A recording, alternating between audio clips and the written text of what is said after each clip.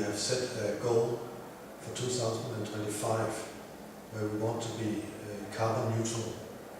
And it's a realistic goal, but it's a very tough goal. And there are 4 basic elements in reaching this goal.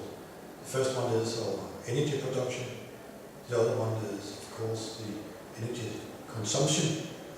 The third one is mobility, how we transport ourselves.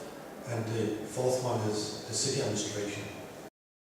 Today, 4 out of 10 use their bike when they go to work or to the university or to the school. And in 2025, it should be half of the population using the bike. We want people to change their car from a diesel or gasoline driven car to a car that is running on fuels that are sustainable. It's very important for us that we change our production, for example, of electricity so that it is building mainly on wind power and solar cells to biomass in the future.